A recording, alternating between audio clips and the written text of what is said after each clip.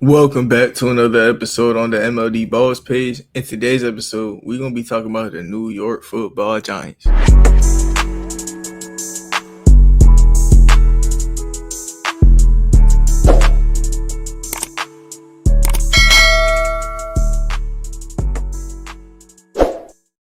All right, so like I said, in today's episode, we're going to be talking about the New York Football Giants and how this team is going to improve. I'm a Giants fan, so oh man, talk about this team is gonna be so fun, man. As a matter of fact, I'm gonna go straight into the quarterback. Why talk about the elite wide receiver we got in Malik Neighbors when we could talk about who's gonna be using them as a weapon in Jackson Dart, man? Holy, this was my dude. I was high on Jackson Dart, man. He was my him and Dylan Gabriel were like him, Dylan Gabriel, Cam Ward. This is a really good quarterback class, yo. Like this is an amazing quarterback class to me. I like Dylan Gabriel, Shadur Sanders. One of those guys is going to be a starter for the Browns this year. Jackson Dart is somebody who I like, and Cam Ward is like cool too. Like no, these quarterbacks are good. I don't know why they ain't all go in the first round. Kind of odd to me, but dude, he is a power runner. Like he reminds me of Josh Allen, Cam Newton, Jalen Hurts when he runs the football. Like he put his shoulder down and he'll get the first down. He has a big arm and he's an athletic quarterback. Like he has a big arm, is an athlete, and people ain't really talking about that much because of how good of a passer he is. He had a great year at Ole Miss without wide receiver one Trey Harris. Trey Harris at the end of the year last year, he got hurt. I don't really see any cons with Jackson Dart. He seems like a good NFL player. I didn't see no problems with him. I think he's going to be a good NFL player. He's an athlete. He could pass, and he's accurate, and he got a big arm. Like I don't see what any issues with him. I don't see why NFL teams weren't taking him. He reminds me of, like I said, Josh Allen, Cam Newton, Jalen Hurts. He's a big arm athlete quarterback who holy, I think he's a pretty accurate one too. I don't see why he didn't go at pick 2 to the Cleveland Browns, but the Cleveland Browns did end up with Shadur somehow, so like that's still cool. I don't look. Jackson Dart is really good, and I think the Giants did the right thing taking him. Oh, I know they did the right thing taking him, even if he's a miss. I love the trade up for him because this was my quarterback 2 in the class, probably somebody who man, you could have debated me was the best quarterback in the class. He looks amazing, and I don't even understand is he gonna start year one or not because the team also acquired veteran Russell Wilson. Russell Wilson is not the type of guy to be a backup quarterback. Jackson Dart kind of also reminds me of Jameis Winston. That is his biggest con. That like he has the Jameis Winston play style, and he puts his shoulders down and runs. Literally, that's Jackson Dart. Yeah, Jameis Winston's play style while he puts his shoulder down and runs if he needs to evade. He also plays like Baker Mayfield. Like, yeah. Jackson Dart is a good quarterback. I think that he is nice, man, and I'm so happy that the Giants drafted him.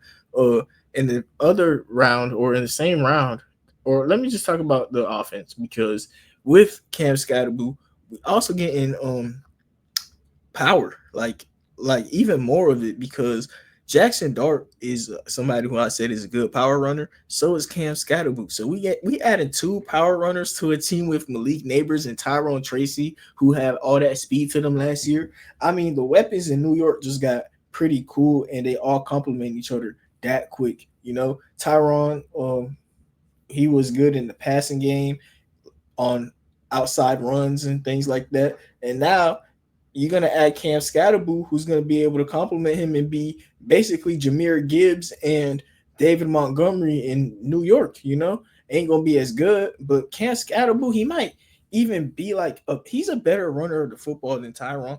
Like Cam Scatterboo has crazy contact balance and power. Him in the like 10-yard line is gonna be an amazing thing for New York, and he's gonna be able to finish off drives where Russell Wilson or Jackson Dart could just rely on the run game in the red zone. That's such a huge advantage having against teams, like just being able to run the football in the red zone because of how obvious of a thing it is. You need a certain back to do it, such as a Marshawn Lynch, Peyton Hillis, Nick Chubb. Like Nick Chubb is a tough comparison for Cam Scatterboot because if he is able to like add some speed or like, just be that productive in the NFL, that's what he would look like. And that's a great player. But I think Cam Scottaboo is more of your like Peyton Hillis to Tyron, and we'll see where that lands the New York Giants, man. Because dude, a lot about the draft talking about the Giants, man. They also added Abdul Carter. You feel me? Abdul Carter was a Penn State edge rusher, and he was highly touted as the best edge rusher in the class. I don't know. I wasn't that high on Abdul Carter. I did think he's the best edge rusher in the class too, but I don't think it's this clearing the way race where he's head above shoulders against everyone, you know. But he is really good, and the fact we got Abdul Carter and the best and a quarterback that's a top two quarterback in my opinion. I think we got the best or second best quarterback in the class, and we got Abdul Carter. Like that's kind of tough. That's a crazy start to the draft. The thing about it though is I'm getting a little bit of PTSD as a Giants fan to Evan Neal and Kayvon Thibodeau. You know, Kayvon Thibodeau, this kind of his replacement, and they play alike, and they also play like Brian Burns. You know, like they are um put your booty in the air pass rushers, what I call them. You know, they don't pass rush or hands in the dirt, booty in the you feel me? Like that's where they best at pass rushing. Like when they got that little when they on the dirt like that, and Nick Bosa, Mike Green, like he has crazy bursts, and that's why you know he stand in that stance, and in that stance, Kayvon Thibodeau has the burst. Abdul Carter has it. Brian Burns has it. Nick Bosa, even rookie out of where he went to the Green School. He play on the Ravens now though. Yeah, that rookie Mike Green. Like those guys got crazy bursts. Abdul Carter though, he got some run defense on him too. That's the thing about Abdul Carter that makes him kind of different from these guys. As he's as good of a like pass rusher as some of them, he's also good on run defense. And a lot of people don't have that all around game to him, and that's why he was a top five pick. Abdul Carter is nasty. His frame, his size, his burst. He's an athlete. He has crazy pursuit.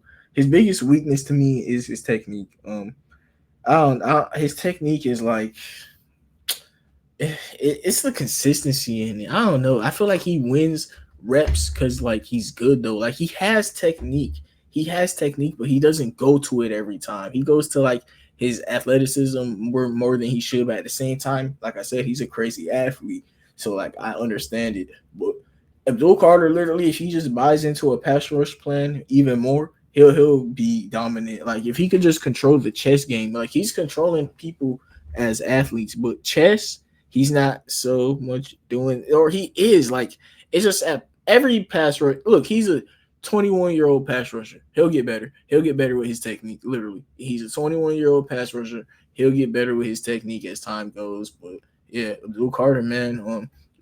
Adding on to Abdul Carter, I don't know how the Giants got Darius Alexander. I do at the same time though, because like I said in the cons, he went to a small school. So like the fact that he went to a smaller school kind of makes him like, you feel me? Like, is this a guy who these traits that we seeing are they something that's real, or is he just a guy dominating smaller school competition at age 24? You know, I personally think he's nice. He's nice. And the reason I say that when I was watching him that he's nice is he played like Stephon Diggs.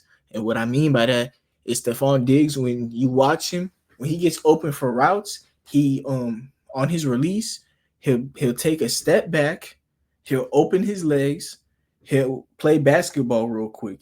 He'll do a crossover between the legs, a behind the back, and then he'll hesitate, and whatever the defender does, he'll take it. Darius Alexander does that same thing on the D line.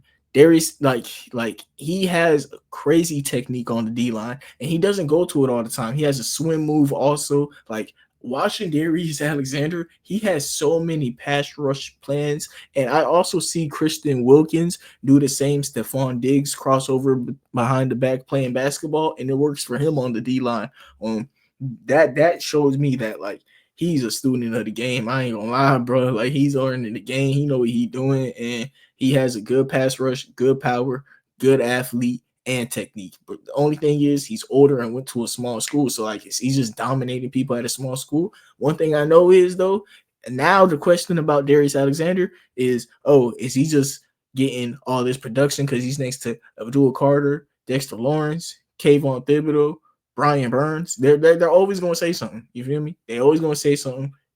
All Darius Alexander got to do is come in and keep on doing what he's doing. I ain't gonna lie, he's also a good run defender. I wouldn't say it was a strength nor a weakness though. It's kind of like Dexter Lawrence. Dexter Lawrence, I wouldn't say his run defense is a strength or a weakness, but pass rush is crazy, and that's really what this Giants defense is going to rely on. Their run defense. They have a lot of pieces. Giants Nation. We got Dexter Lawrence probably top. He is a top 3 defensive tackle, but run stopping ain't his strongest attribute. But next to Darius Alexander, it's gonna get better because he had Raheem Nunez and Roy Hubbard. Like he had nothing next to him. Darius Alexander is pretty. I know he's gonna get reps year 1. He's gonna win his job as soon as year 1. And Bobby Okereke is always a good run defender in the backfield. The Giants actually added a lot of weapons in the secondary. I'm as a Giants fan, I'm sorry. I still hate the fact that we let go of Xavier McKinney, man. I thought we would at least keep McKinney, but we got Javon Holland. We got Javon Holland, man. Whatever, dude. That's crazy. We let McKinney go just to pay Javon Holland. Really? Tyler Nubin was a good safety last year. Our safety duo is back good now. Like we have a safety duo. Somebody who I loved, and I loved him so much that I'm willing to make a graphic for him as soon as this video. Like I'm gonna make a graphic for him right now. When watching Carolina, O'Donnell Fortune was like a crazy underrated player to me, and it got to the point where I believe he went undrafted in the NFL draft, and the Giants just scooped a undrafted free agent who I felt like I had to make a graphic about because we were only talking about players who was drafted. He's a great player in coverage. He has sound technique. His frame is I guess a problem. I don't know why this guy went undrafted. I don't know. I don't know. Maybe I'm not good with my eyes and I don't know what I'm watching. But O'Donnell Fortune was a good college player, and like going undrafted is crazy when he was one of the standout corners to me. Like when you watching football, if a corner sticks out, that means they good. Corners don't really stick out. Like offensive linemen, when you watch an offensive lineman, if the offensive linemen stick out, that mean they good. O'Donnell Fortune stick out to me. I think O'Donnell Fortune reminds me of Charvarius Ward. He is a good coverage corner. He's also pretty physical. I don't know. I don't know. Charvarius Ward and Emmanuel Forbes in the same comp is crazy though, because one of them is like this physical guy that is like that's mainly what he buys into, and another guy is a scrawny guy who buys into his instinct and coverage and stuff. But like O'Donnell Fortune does both to me. Like I think he's a good player. Like I think he's like in between. Like I don't understand how he went undrafted. O'Donnell Fortune, Giants fan. That's just a name I want y'all to hear me say. Hey, Giants fan, I said it first. O'Donnell Fortune is gonna be a starter on our team one day. I actually think he's that good. And yeah, talking about all the rookies did that so far. Let's go back to the offense because Malik Neighbors, whether we have Russell Wilson or Jackson Dart start or Jameis Winston, I think he's gonna have production. Him and Wandale Robinson gonna have production. We ain't really add anything else to the receiver room that I know of. We got Jalen Hyatt, of course, Bryce Ford Wheaton, who I really had liked last year as a Giants fan. He was my UDFA that I loved last year. Yeah, still got Devin Singletary, but I think that's somebody who him and Cam Scatterboo kind of play in the similar, like they kind of play similar to each other. So like I guess whoever's just healthy is going to be their RB2 until Cam Scatterboo just takes the job completely. Zach Pascal, he's actually a good run blocker as a wide receiver. Zach Pascal's not bad, but after that, bro, Giants don't really get too much, bro. Giants Nation, bro, talk to me. We paid Darius Slayton almost the same contract that Saquon was begging for with no hesitation. Yeah, all right. Yeah, all right. All right. All right. We gonna give that to Darius Slayton with no hesitation. Yeah, all right. All right. Hey, buddy, I'm watching you. All right, I'm watching you. Um, O line still sucks though. O line still sucks. Marcus Mobile is somebody that we also drafted this year. Um, I didn't want to make a graph about him because, like I said, I don't come here to lie. I don't lie to people, bro. I don't lie on the internet, bro. I try to have faith with myself before I have it with you. So, like, I think Marcus Mobile is like he's tall, big, strong, play right tackle. I don't know. They told me he could play right guard too. I don't know. I don't know. I saw him, I think, play tackle at Purdue. I don't know what Marcus Mabau is. He's an offensive lineman. He actually looked good. He was an offensive lineman that kind of sticked out to me, but I don't really know. I don't really know. So I ain't gonna speak too much on him.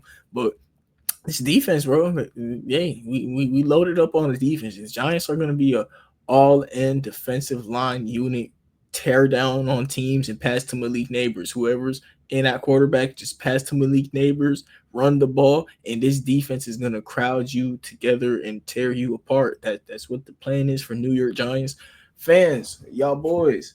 What do I think we gonna do this year? We not a better team than the Eagles. So it's like off rip, we not winning the division.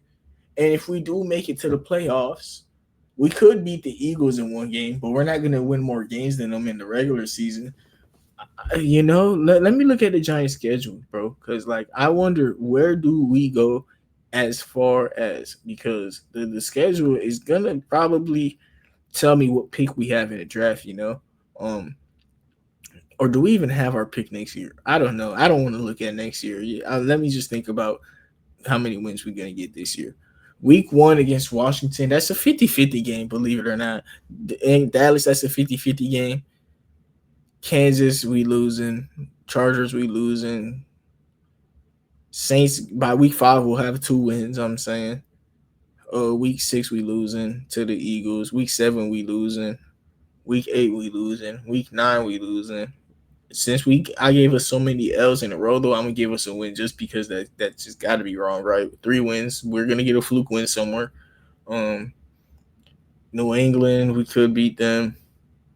Packers, Bears, like I'm gonna give just another win for some reason. You know why not? 4 wins, 5 wins. It's like a 4 to 7 win team max. Like what do we do in the draft next year, Giants fans? Like we gonna have 4 to 7 picks or 4 to 7 wins. I'm gonna go into 2025 mock draft or 2026 mock draft it will be and see what would we even have as a pick. Okay, so we would have our pick next year, and they are projecting Caden Proctor, the best tackle in the draft class, to us. I think that's just what the plan is. Yeah. Um, if I'm a Giants GM right now, what I'm doing is just revamping the whole O line for real. Yeah, the defense is at the point where it's solidified. The weapons are cool. We have a quarterback who honestly maybe that's why we don't start Jackson Dart immediately. Maybe we're protecting him from the O line and just having Russell Wilson and Jameis Winston go out there and be crash outs. And next year we're gonna pay. I feel I want to pay an offensive lineman and draft one. Like I feel like the New York Giants offensive line is at that point where I was kind of contempt on taking Membu this year in the draft. That's kind of why I wanted Membu or Jackson Dart at pick 3, and we ended up getting Jackson Dart at 25, which is crazy. We could have literally got both of the players I wanted in Membu and Jackson Dart, but we got Abdul Carter, who is amazing and is a great run defender. I just feel like we our D line was good enough, but at the same time, it's stacked now. Our defense is crazy, and we got a player who's somewhat of a project who we're going to be able to have sit on the bench next year. And next year, there's going to be another offensive lineman again. Caden Proctor is there, and we could pay somebody. And Andrew Thomas is, of course, going to be here. And at that point, we could just take a shot on Marcus Mobile, see if he can do something. If he can, we don't even have to take a tackle next year, and we can just pay it, bro. No matter what, the Giants need to add 1 or 2 more offensive linemen before Jackson Dart starts week 1 of the NFL season. It seems like, and I'm cool with that. But yeah, that's it for me. Malik Neighbors, he's gonna have a top 5 receiver year this year. If I had to predict, if he's because last year he had an amazing year, y'all. And guess what? he was hurt. Like he missed games, and his quarterback play was crazy.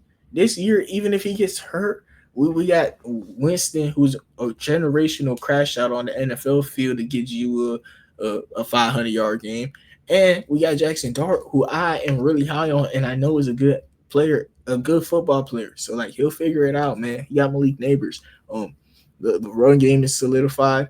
Um, no matter what, we're in a position where Brian Dable, if he gets us more than 7 wins, he's gonna keep his job. But I expect this to be a 4 to 7 win team, and I honestly want Brian Dable to keep his job. I think getting Jackson Dart, that also is what this is about. It's about keeping his job and like not starting him this year. You get to be like, oh, bro, how you gonna fire me? We ain't even get the guy. We ain't even play with the future yet. We ain't even use Jackson Dart yet.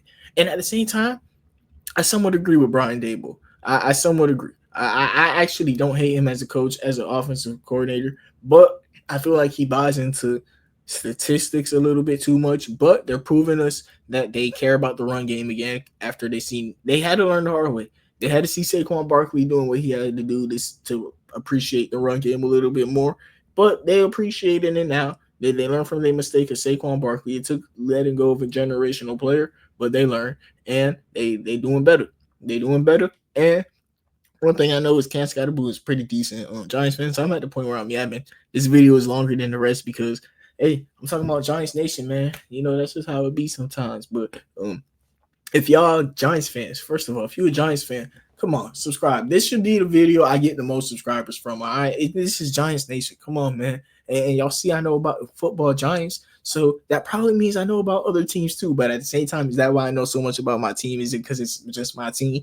I don't know. I feel y'all. Maybe that's what it is. But if that's not what the case is, and you think I know ball, and you want to listen to me talk more about ball, I'm at 234 subscribers, and all I need is 500, and we'll be monetized. I'm at the point where we have enough watch time, and y'all are listening through these videos through in and out. So y'all appreciate what I'm talking about, and I need to appreciate that support and upload more. You know, like yeah, I need to appreciate that support, upload more, and I'm on it right now. So thank you everybody for tuning in. Have a nice day, and God bless.